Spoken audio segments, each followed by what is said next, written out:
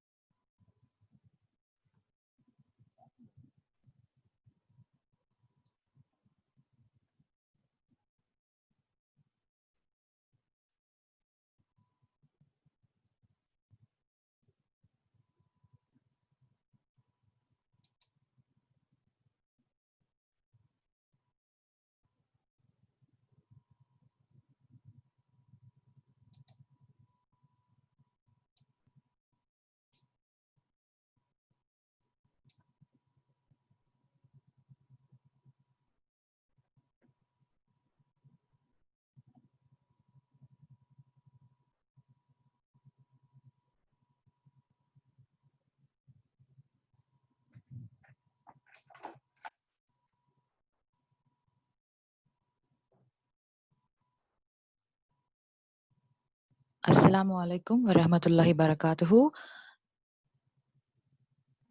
A very good afternoon, everyone. Skill is a unified force of experience, intellect, and passion. The future belongs to those who learn more skills and combine them in creative ways. With that, we begin today's program. I'm very happy to welcome you all for the final session of the International Workshop on Essential Study Skills, Day 3. I would like to call upon Ms. Juveria, third year BA English, to recite the prayer and render its translation. Assalamu alaikum wa rahmatullahi wa barakatuh. أعوذ بالله من الشيطان الرجيم. بسم الله الرحمن الرحيم.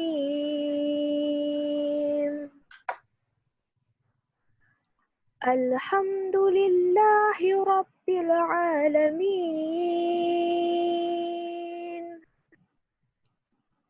الرحمن الرحيم. مالك يوم الدين. إياك نعبد وإياك نستعين. اهدنا الصراط المستقيم. صراط الذين أنعمت عليهم غير المغضوب عليهم ولا الضالين.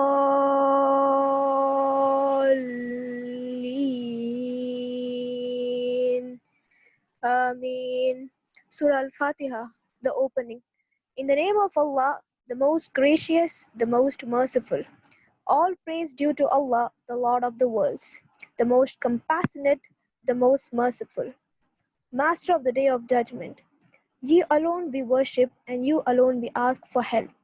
Guide us to the straight path, the path of those you have blessed, not of those who have incurred your wrath, nor of those who have gone astray.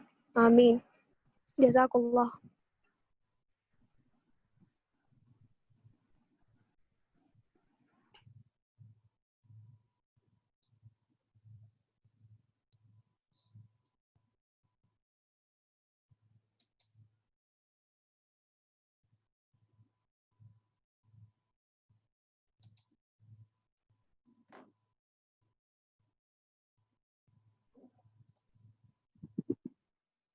I now request Dr. Fatima Shaheen, Assistant Professor, Department of English, to deliver the welcome speech.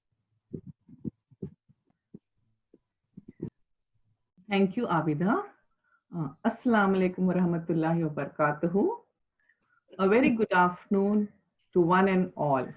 On behalf of the management, principal, staff, and students of Justice Bashir Ahmed Saeed College for Women, I take immense pleasure in welcoming the resource person, Mrs.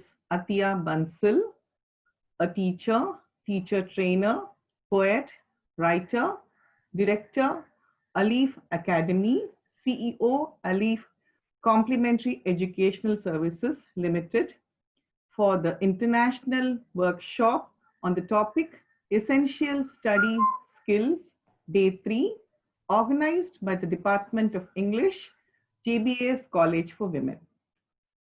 Mrs. Atiya Bansal is a teacher cum trainer for both teachers and learners.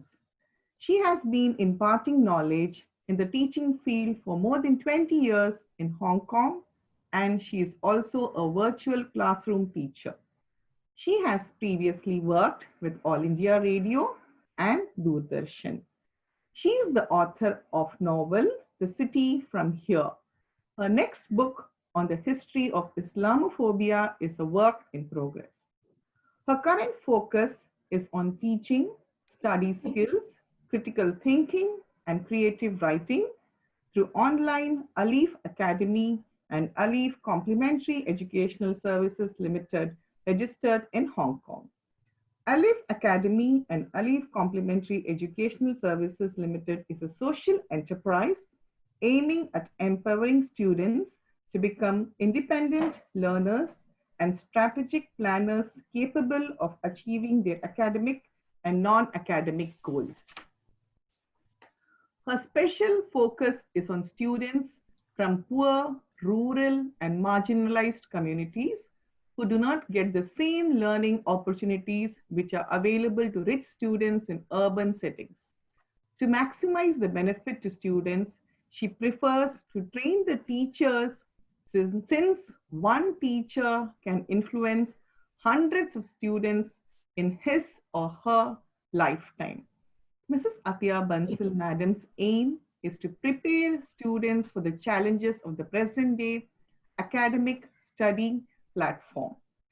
I once again welcome our resource person, Mrs. Atiya Bansal, and request her to enlighten the participants with today's topic, research skills and writing assignments. Madam, I request you to take over this session. Thank you. Thank you so much. Thank you so much. So, Bismillah ar-Rahman ar-Rahim. Rabbi shrah li sadri wa yassir li amri. Wahlul uqdatam min lisani yafqahu qawli. Bismillah ar-Rahman ar-Rahim. Assalamu alaikum, everyone. And can I share my screen now?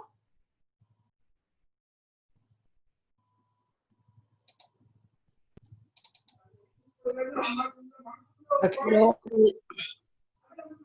Yes, So, ma'am. let us start today's session.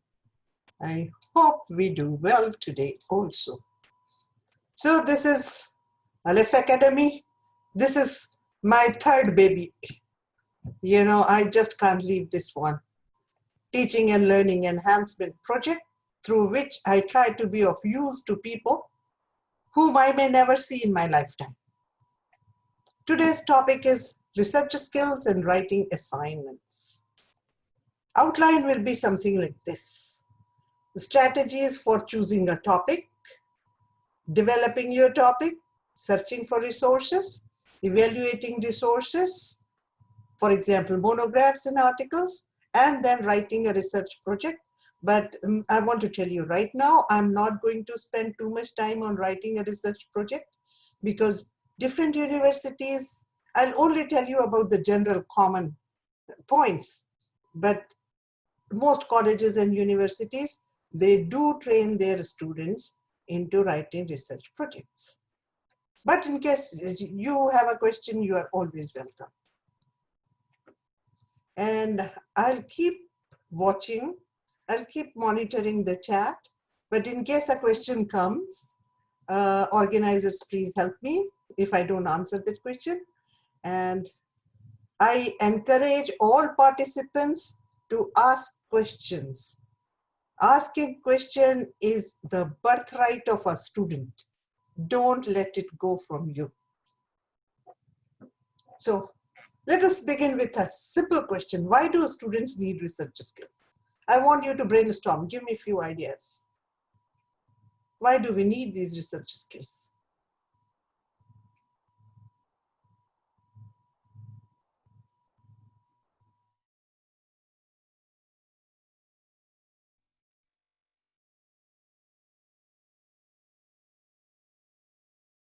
I can unmute. Gaining knowledge, okay. Anything else? That's good. Getting knowledge, of course, we are gaining knowledge by researching and writing. Analysis of skills, knowledge remains incomplete or half-baked at best. To know about something in detail, yes. Give me two more, then I'll move forward. Give me two more. Critical thinking, okay. One more. To efficiently support arguments on your findings, to improve knowledge and ideas, extra information, develops problem solving. Yeah, so we need research skills. Now, researching is a vital part of college and university projects and assignments. Without that, remember this thing, everybody doesn't get an opportunity to study in a college or university. So when you are in a college or university, you must do your best. And researching is a vital part of college and university projects and assignments. Secondly, having good research skills is necessary to find most relevant material for your assignment. If it is not the most relevant material, you may write an assignment which may get you a C, you may pass, but it will not be the best. And when I say best, I do not mean that it should be the best in the class, that kind of thing. It should be best according to, you must do it to your, as best as you can. And it makes your writing relevant, and it makes your bibliography impressive. So all these points are very important, because when you are writing an assignment, you have to impress your professors and teachers that you have learned. And you have not only learned, you have learned it very well. So all this helps you in keeping your work relevant, easy to understand, because after all, an assignment is also a communication in the written form. So you should be able to communicate as you have planned, and you can also impress your teachers and professors. So we'll go step by step. Step 1, choosing the correct topic. Now what happens is, it is not necessary that you always have a choice of choosing a topic. And if you do not have a choice, we'll talk about it later. Let us first think you have a choice. If you have a choice, you must choose the correct topic so that you get good grades. If you are allowed to choose your own topic. And choosing a topic, you must choose a topic in which you are really interested in. When you have a choice, why choose a topic in which you are not interested and your life becomes miserable? And the topic should be such that you can approach it from different angles, so that you have enough material to write about, and where you can find enough information to complete the project. Otherwise, you don't have enough material. If your word limit is, let us say, 2,000 or 3,000 words, and you are not able to find enough material to fill it. And if you are given a topic, you don't have a choice of the topic, you are given a topic. Even then you have a choice to decide which aspect of the topic you want to cover. So how can you decide which aspect to focus on? It is very simple. If you turn the topic into a question. So if your topic is effect of global warming on the food production and agriculture industry, your question can be something like this. Will global warming cause food shortages in poor countries? Will farmers have to change their crops as a result of global warming? Or it can be, will such a change bring prosperity to them or push them further into poverty? And I'm not saying these are the only 3 options. There can be several other options. So you think which interests you. Since you are going to spend a lot of time on your researching and writing your assignment, interest becomes very important here. And after you have chosen a topic, you brainstorm for ideas on all aspects of global warming. I'm continuing with the example of global warming because it has several aspects on which you can focus. So let's say you have taken 1, 2, 3, 4, 5 aspects in your brainstorming session. And you talk about environmental impact. So impact of global warming on melting ice caps and rise in sea level. Island nations like Maldives, they may be completely submerged in water when sea level rises. It can be economic impact of global warming on food production and agriculture industry, as we saw in the last example. It can be political. Frequently, international conferences organized to discuss climate change and global warming, in which many countries do participate. But have these conferences and discussions been effective? Think what has happened to Kyoto Protocol. It is finished now. All those were big, big events. Geographic area. How will global warming affect developing countries? When we say developing countries, we are talking about countries, third world country, not America, Europe, and Australia. Time period. Have reports of global warming increased over the past 10 years? So there are so many aspects which you have collected after brainstorming. Now what can you do? Since all aspects are written down, recorded on a piece of paper, I prefer brainstorming with a piece of paper and pen. But of course, there are so many apps available. You can do it on your smartphone also or on your computer. But writing always helps in learning, not just pressing the button. Pressing the button doesn't help you in learning. So when you can see all this, now you can decide which one you are interested in. And now you have taken a topic, you have decided the aspect to focus on. Now you must develop your scope. To develop the scope of your topic before you begin your research, not afterwards. And you must do it systematically using either the linear method like making a list or a mind map. There's a question here. Do we choose only one aspect, ma'am? Okay, Shanmitha, this is your question. Do we choose only one aspect? That will entirely depend on your teachers. If they give you permission to write on two aspects, you can write. There is no right or wrong answer to that. If they say, no, you have to focus only on one, then you have to focus on one.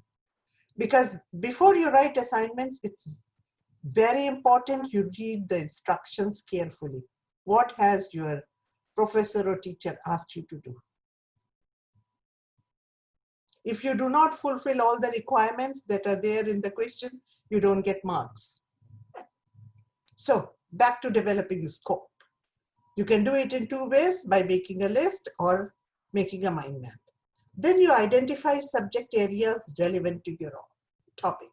Now what happens is in subtopics, scholars from many different fields write. On others from only one or two different fields. Note when these books and articles were published. Now let us see this with an example. If your example is Nile Valley civilization, so only experts on ancient civilizations and historians must have written about it. They may have written in ancient times or they may have written it recently. But because we are talking about an ancient civilization, you may consider researching both kinds of sources or only recent ones. Once again, what you are doing has to be must match with the task, the assignment topic given by your teachers. But if your topic is about global warming, only scholars from recent times must have written about that and must have written in different fields because global warming is a recent phenomenon. And different fields means from where? Environmentalists, economists, political scientists, geographers, they all must have written about it. So you have to think which one you are going to take. Then comes third step, that is researching for resources. If your topic is will global warming cause food shortages in poor countries, you look for books and articles which are written recently. Can someone tell me why only recently? Why only recently? Put in the chat box, please. Why only recently? Why not old books? Updated information, okay. One data may vary. Yeah, anything? Okay, give me one more answer and then I move. Global warming, yes. Global warming wasn't prevalent in the ancient times. So, and actually we just now, a few minutes ago, we talked about it. It's a recent phenomenon. So what's the use reading 100 years, a book which was published 100 years ago? Good. But if your topic is the spreading of ideas along the Silk Road, this Silk Road phenomenon was so fantastic. How many ideas traveled from one corner of the earth to the other. When people were in their whole lifetime, they may not have crossed one country. Of course, there were no nation states that time.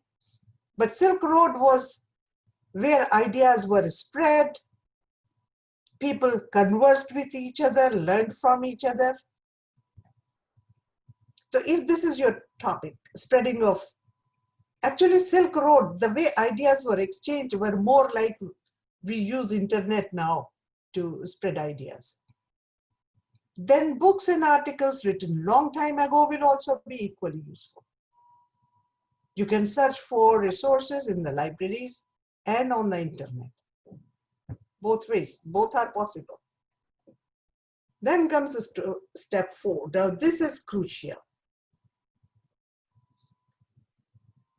Evaluate ideas, number 1, for bias, which we looked into yesterday. Why? Because imagine if you are researching on dangers of genetically modified seeds. You find an article which says genetically modified seeds help farmers to get a better yield. And you write your assignment and you do a very good job. And you say, no, millions of farmers will get out of poverty if they use genetically modified seeds. But after submitting your assignment, you find out that this particular article was written covertly, secretly, sponsored by a multinational company like Monsanto. Because Monsanto produces, patents, and sells genetically modified seeds. So they are definitely not looking for the benefit to other people, but the benefit to the company, and which is financial gain. So afterwards, when you find, your assignment will be a disaster since you have accepted misinformation as scholarly work. Okay. Would anyone like to say something, comment something? Any experience you had? Something like this? Or it was about to happen and you saved yourself?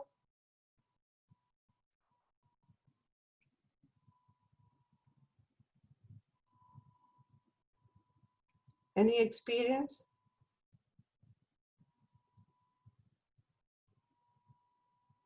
No? So you're all on the right track. Step 4, evaluating articles. Now, I want to differentiate. Evaluating articles, we are talking about articles. We'll talk about books separately. Evaluating articles, it continues. How to evaluate? Focus on the author and the publisher and find answers to the following questions. For example, who has written the article? And when I'm saying article, I'm talking about printed articles. We'll talk separately about the internet part. So these articles, who has written? Is the author an expert in his or her field? What are the other books or articles written by the same author? Is the author connected with a university or college? So all these questions will give you answer. If an author is an expert, probably that author must have written other books, but sometimes it may be just the first book of that author or first article of that author. But often it may not be. And seeing if the author is connected with a university or college, you know the author is a scholar, an academic. On the basis of this background information, if you are convinced that the article makes logical conclusions, when you read the article, you realize that the conclusion is not matching with the arguments, then it is probably not written by a scholar. A scholar cannot do it. That must be propaganda, like I mentioned, these pesticide making companies like Monsanto and all. Think, does it provide evidence to support its conclusion? There is a mismatch, arguments and conclusion. Then it cannot be written by a scholar. Was the article written recently, or it has already become out of date? In the fast changing world of 21st century, for example, if you are writing about IT or technology, very fast everything is becoming out of date. The kind of phones we were using in 2010, we don't use them anymore. It's changing so fast. So you have to keep in mind if the article is still relevant and it has not become out of date. Then you look for the publisher of the article. Is it a newspaper or magazine of good reputation? Now, in the age of fake news, even the good reputation magazines cannot be trusted 100%. So keep your critical reading at the back of your mind so that you can assess it. And if you are doing a website or web page, think about it. Is it trustworthy? If the article is unbiased, written by a known scholar, is published by a scholarly publication, it should be useful for your research. Okay, give me an example of a scholarly publication in India. Anything that comes to your mind. Who's publishing scholarly books in India? Which you think, which you must have read? Example of a publication.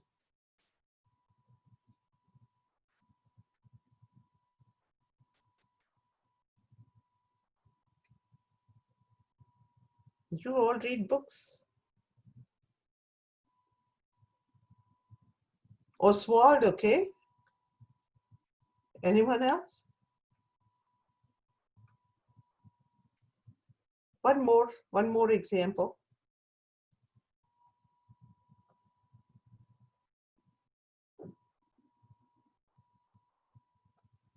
There are so many. One more. I'm waiting. Arihant, okay. Oxford is there, and most, big universities, they also publish their own book. Scholastic, yes, Oxford, yeah. Penguin publishes on such a huge range of topics. Random House, yes, Cambridge. Yep, these are the answers I was looking for. So be careful, pay attention to the publisher also. Step 5 is evaluate your resources. Evaluating a monograph. What is a monograph? It is a book written by a scholar. To identify a monograph, read its back cover. Back cover, you can read author's biography. Peer reviews about the book. In academics, peer reviews mean a lot. Read author's biography to know if the author is an expert in his or her field or not. And peer reviews will give you an indication about expert who are peers of that author, their opinion, because they are also experts in that same field. Some experts write popular books on issues which are not their main area of expertise. For example, this book by Edward Said, who was a professor of comparative literature, but he has written scholarly books on Orientalism, which is a classic book now, covering Islam. And this book is so interesting. He wrote in 1970s. You read it today, he's talking about how news is covered. And he's basically talking about American media. And you read it, you feel it, he has written it just the other day. He has written another one, The Question of Palestine. It is still as complicated as it was in 70s. which were not about comparative literature, but Edward Said is a scholar who can write on subjects which were not his main area of expertise, and he writes scholarly books. Another one is Noam Chomsky. He writes, his is linguistics, and he writes books like Manufacturing Consent. And when you read his books, looks like this is what he must be reading every day, 24/7. But what he does, what he teaches is completely different. So some experts, as I said, they may write in the area which is not their main area of expertise, but they write scholarly books. Now, if the subject of the book matches with your topic or not, look at it. If articles written by Mahatma Gandhi on education, you are looking at, they'll not fit in if you are searching material for non-violence and independence struggle. But if you, and actually I'm fascinated by Mahatma Gandhi's articles on education. In 1908, 1920s, what he's talking about education is we must teach in the mother tongue. It's not good to teach in English because the child learns neither mother tongue nor English. But after, and he decided that when we become independent, we will do this. But when India became independent, unfortunately, we continued with the wrong kind of education. If your project is to write a biography of Gandhi, you can take his views on education. They are perfectly valid. If it is non-violence, no, you can't take it. Any question? Any question? Yeah, Routledge. Routledge is very important.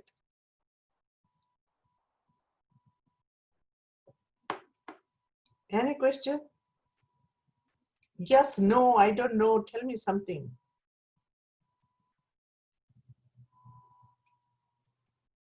No, okay. So we move. This is the back cover of a book. The title is China and India, Politics of Incremental Engagement. Now, how to find? Notice how the scholar's biography matches with her area of expertise. This is author biography. She writes, it's written here, Alka Acharya has been teaching Chinese foreign policy and political economy to the master's and MPhil students and guiding doctoral research since 1993 at the Center for East Asian Studies, School of International Studies, Jawaharlal Nehru. So you know, she knows, please don't write on my screen. Let us stop annotation. Disable, oh, yes. So, you know she is a scholar. She's teaching in a university and she has guided so many students in the past. Now, which aspect of India-China relationship this book is focusing on? You can see it here. The differences on the boundary question should not be allowed to affect the overall development of bilateral relations. In reaching a boundary settlement, the two sides shall safeguard due interests of their settled populations in the border areas. You know whether this book is suitable for you or not. Back cover gives you an idea. Then you evaluate the monograph. You look at publisher information. And as I said, many universities also publish books. You find all this information on the copyright page. Who's the publisher? And copyright page actually has more information. It says publishing history of the book. So whether you want to choose a recent edition or the old one depends on your topic and your approach. Look at the acknowledgements that writers, scholars put. This will give you a clue about the scholar and non-scholars and who have influenced the author. Here you also get a hint about author's point of view. Because if somebody is influenced by, let's say, Noam Chomsky, I expect him to have a point of view similar to Noam Chomsky. Then look at preface. Preface will give you an idea what kind of stand writer has taken in that particular book. Preface usually contains important information which is not included in the main body of the book. In this preface, some writers explain why they wrote this book, what was their reason. Then look for introduction. It will give you some more details about the book, and introduction is usually the first numbered page in the book. But remember this thing, a book either has introduction or preface. They usually don't have both. When I say first numbered page, pages before introduction, they are given Roman numerals. Introduction is the first number page. Back cover of a scholarly book on Hadith by Dr. Jonathan Brown. Here you see these peer reviews. He's John Esposito, who is teaching. He's the founding director of Center for Muslim Christian Understanding at Georgetown University. Again, another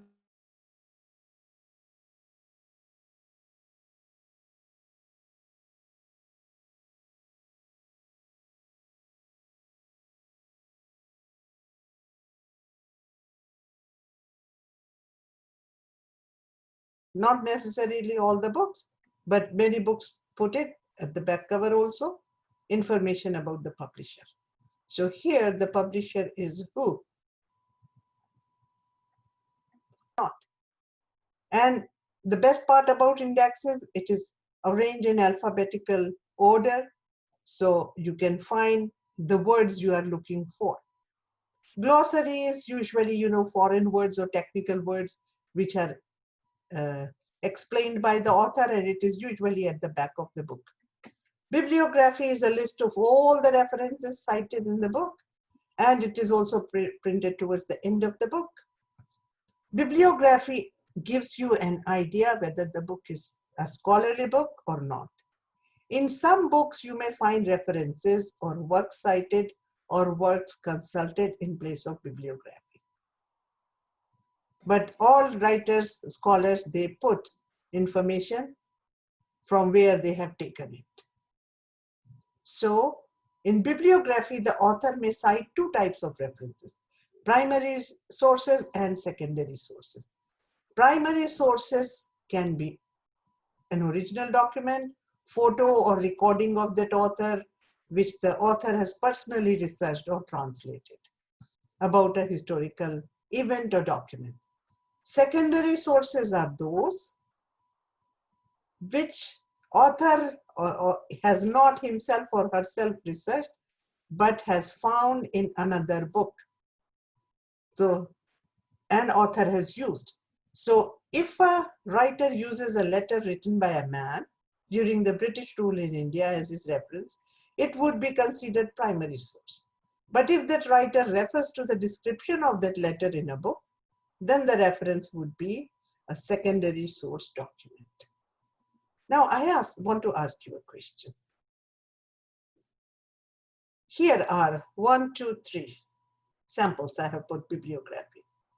In these three, you can see Hindu probably has primary source document. Hindu can be, because when we talk about China, this is also China, this is also China, because Hindu is a newspaper and they may have put something which happened that particular day or somebody's statement. So that becomes your primary source document. Any question about primary and secondary sources?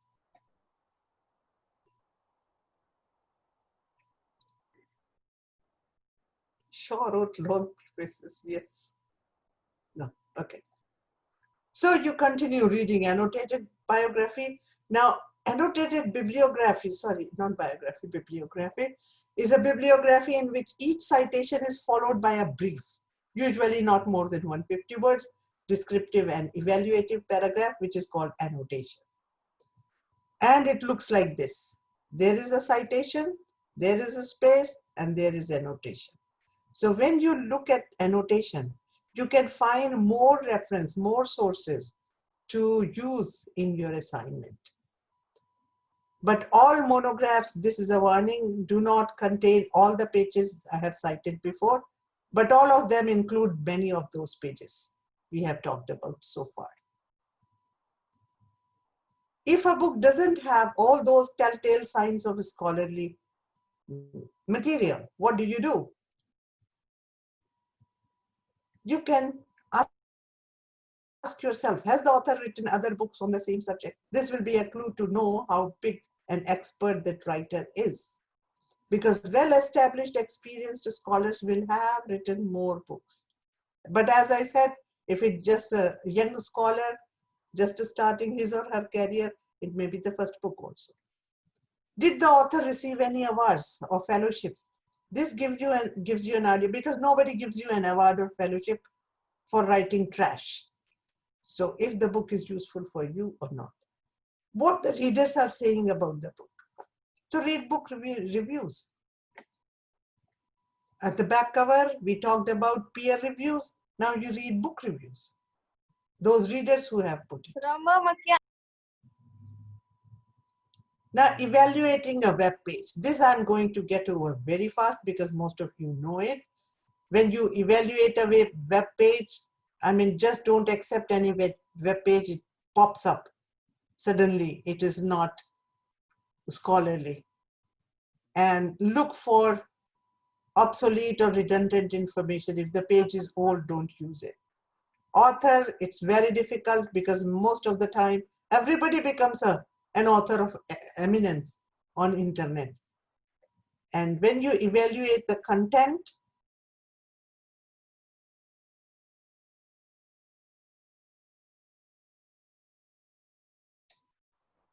if there are too many spelling mistakes, typos, a scholar cannot make so many. One or two I can understand, but not so many. And I'm not going deep into this because you must be, your college must be telling you about this. You belong to the age of internet. Now, writing a research project, general guidelines are spend more time in planning and organizing your writing. If you start suddenly, you will realize that after writing it halfway through, you realize that you are going in the wrong direction. So you will have to start again. That's why we call it false start. So spend enough time on planning and organization, and these specifications, I'm giving you very general specification. Your essay should be typed, double-spaced, on standard sized. If they are asking for a hard copy, it should be on standard size 8.5 into 11-inch page. Even in soft copy, they don't allow foolscap paper. And it should have 1-inch margin on all sides. You should use a clear font that is highly readable. For example, Times New Roman or even Calibri is allowed. But again, there are universities who have different rules here. Include a page header. Some universities call it running head. Put the title of your project or paper in the capital letters on the page header. If your title is too long, put a shortened version of it. The title on the page header must not exceed 50 characters, including the spacing and punctuation. So writing a research project, we continue with that. It should have a title page, abstract, main body, and references. 4 things.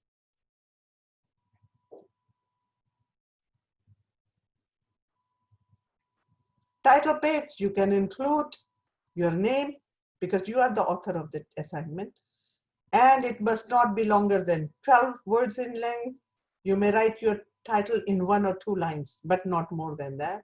Do not use abbreviations or emotional words in the title. Do not write Mrs., Miss, or Mr.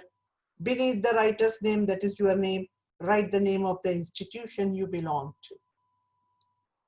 In the abstract, It should contain a summary of the key points of your research. And you must confine it to 150 to 200 words. It should be written plain and simple. No word art, no italics, underlining, or bold fonts. In the next line, you can put a brief summary of the main points.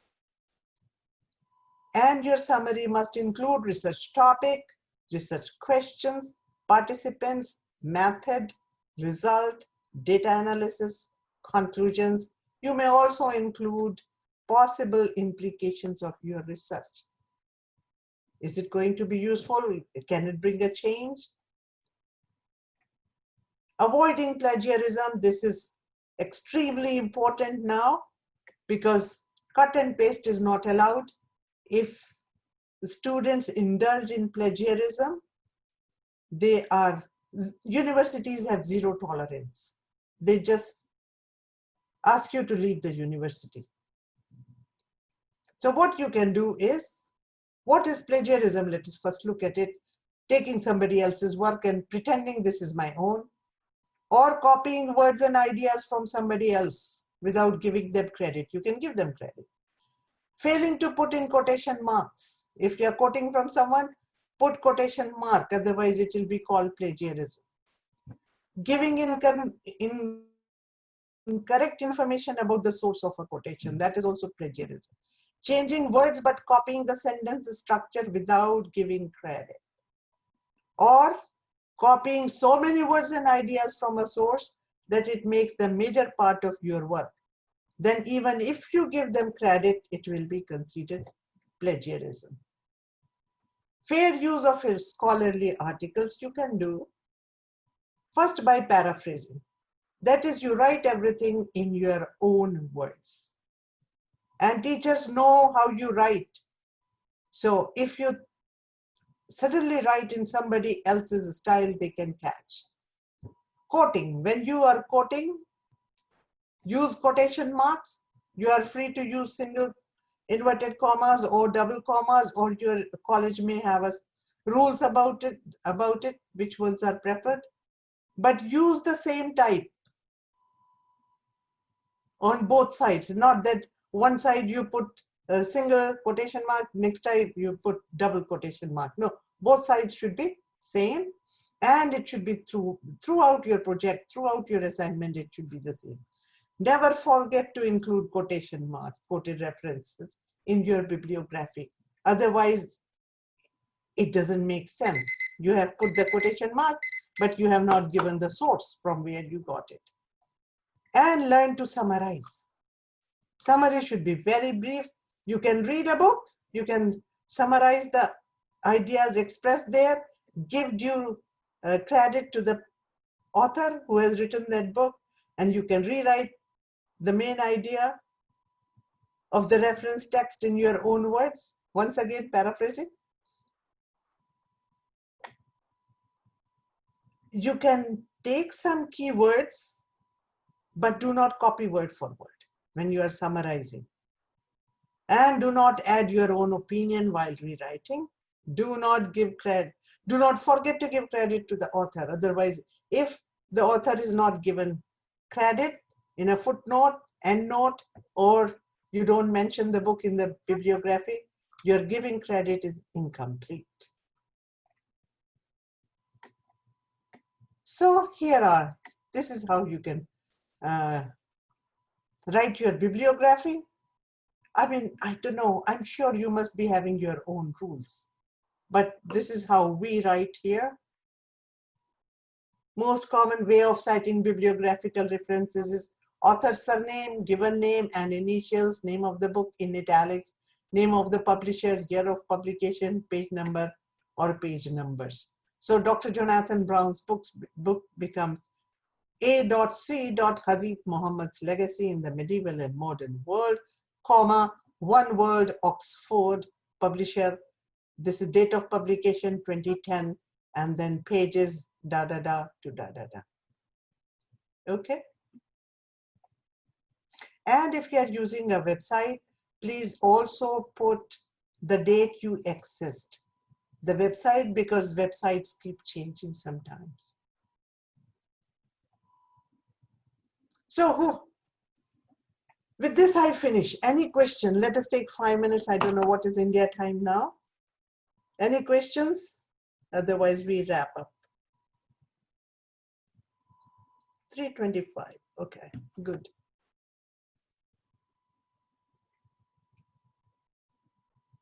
Any question? No? Very good. Somebody else? Question? Can we contact you for further guidance through email? I'll give you my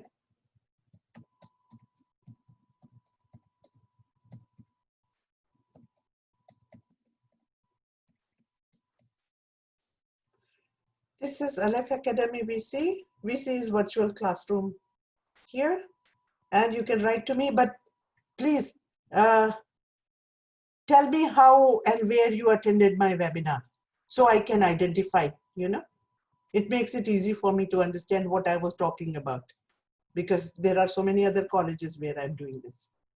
And you are most welcome. Yeah. If there is no question, I want to now wrap up. On day one, we did effective presentation strategies. Now tell me, who has the responsibility to make a presentation successful? Audience or the presenter? What did you learn there? Do you remember? The presenter. Anyone else who thinks differently? No, all great minds think alike. Okay. Now I want to talk just 1 or 2 minutes about this. I'll talk here first. You must remember, you may remember this thing. It happened last month. India outrage after pregnant elephant dies eating firecracker fruit. This was the photo which came. This I have taken from BBC. And the animal spent days in pain before dying. And Environment Minister Prakash Javadekar, he said, this is Kerala government, it happened in Kerala. They should take a serious note of the killing. And they also arrested suspects. One of them was Imran Qureshi. Then 2 suspects are being interrogated right now. This is the news. And here, see everything about the elephant, 15-year-old elephant who was 2 months pregnant. And there are so many cartoons and illustrations available on the internet. And where did it happen? It happened in Palakkad district. And who reported this incident? Forest official Mohan Krishnan on the Facebook. And he said firecrackers exploded in the animal's mouth and the elephant walked for days in pain before dying. Just see how emotional language. He must have felt really, really sad because the elephant was standing in the river. And then again he wrote, the animal, this elephant didn't harm anyone, but people, they made the animal eat firecrackers. They had put it in a pineapple or something. So how evil the people are, isn't it? And there was an outrage, I'm sure. Now see this. This happened yesterday in Karnataka, Mysuru. A cow succumbed to injuries after it accidentally ate explosive material, which was allegedly kept to kill wild pigs at a farm near HD Kote in Mysuru. Not accidentally. Nobody did it on purpose. Here, you can see 3 suspects are already arrested. And read their names. Imran Qureshi, only one is given, but that gives you an idea what is going on. And same agency is reporting the 2 incidents. Kerala, this is in June, 3rd June. A pregnant elephant died on May 27 after a local allegedly fed her a pineapple stuffed with crackers in Malappuram. Now the injury is described, injury in its lower jaw. Here they have hidden the face, not here. And just see, where did it happen? It happened in Palakkad. Now they made it Malappuram because in Palakkad, let us say community A, mostly community A people are live, and in Mallapuram, community B lives. That is how they create false news, fake news. So I got this example. I thought, okay, I'll share it with you. Now, my last thing. What is your takeaway from the past 3 days? That was effective presentation strategies, critical reading, research and writing assignments. Give me few answers so that we can close down. But I want to know, what is your takeaway? Imran Qureshi was the reporter, is it? Oh yes, I'm sorry. Arshia, you are right. But the name is again, I know some M guy is there, not Imran Qureshi. But thank you so much, Arshia, for telling me, reminding me. Thank you. But those who were arrested, they belong to a certain community. Now, what is your takeaway? I want few answers and we can close down. There is no right answer. There is no wrong answer. What you will take away doesn't mean everybody will take away the same thing. Just give me one. Don't tell me about three, then tell me about one. Dwell deeper and find information which is prone to go unnoticeable. Okay, yeah. That's what we did in critical reading. Because if you have nothing to take away with you, that means 3 hours of your life were wasted here. Presenter. Harini, presenter means what? Give me a sentence so I can understand what you're saying.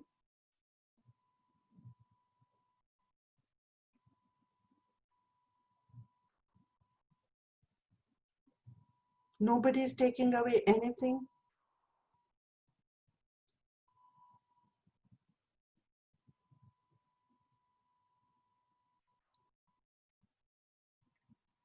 Nobody is taking away anything. Everybody is going empty-handed after 3 days, after 3 hours.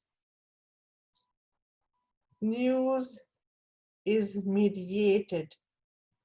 Yeah, mediated is a very kind word. Fulfill the audience expectation and make the presentation useful for the audience. Fantastic. Smita Narayan, would you choose another word for mediation? Because news is news. If you mediate, mediation is done in negotiations. You spend enough time in researching, not do submit anything in a hurry. Yes, I know now not to be disappointed with my research drafts. Fantastic. Critical thinking is essential for all. You have sanitized us to all the nuances of learning and teaching. Not all, maybe one or two, Rizwana. Got a clear idea on how to engage audience. Critical thinking is all essential. Yes, actually critical thinking in 21st century is extremely important, extremely important. So thank you so much everyone for being with me, bearing me for 3 days and giving me this fantastic opportunity to be of use to the participants. My thanks to organizers and to everyone who participated. Thank you so much. Thank you, ma'am. Thank you, ma'am, for updating us with various research ideas, evaluative articles, and evaluating resources. Research is creating new knowledge, and your presentation gave us a greater insight in selecting the appropriate field for the researchers. Thank you, ma'am, once again. You're welcome. Now I invite Dr. Rizwana Banu, Associate Professor, Department of English, to present the vote of thanks. Assalamu alaikum wa rahmatullahi wa barakatuh. Good afternoon, friends. Gratitude is a lofty quality and thank you is a limited expression. I prefer to say thank you with a prayer. Jazakillahu khairan kasira. May Allah reward you with lots of goodness. I acknowledge the sincere efforts of the resource speaker, Mrs. Zatya Bansal, for sharing her expertise on the topic research skills and assignment writing on this final day of the 3-day Essential Study Skills Workshop. Your passion, madam, to teach and mentor our students is highly appreciated. Jazakillahu khair for orienting our students to the basics and nuances of research and writing. I'm sure our students will come a full circle in understanding and practicing these skills.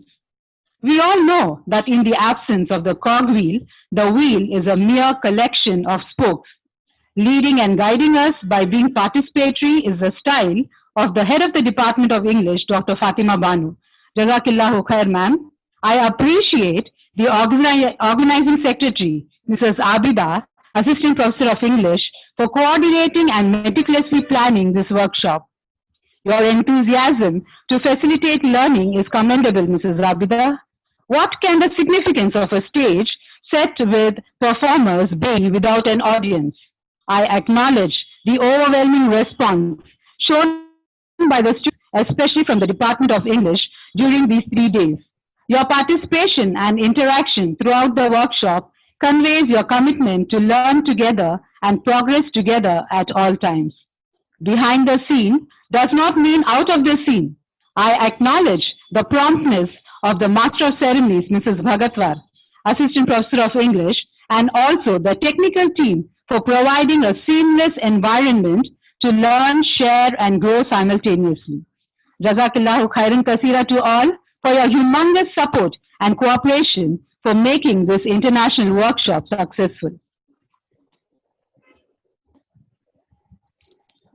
Thank you, ma'am. The girls, you may leave. Thank you so much. So I Thank take you, ma'am. you to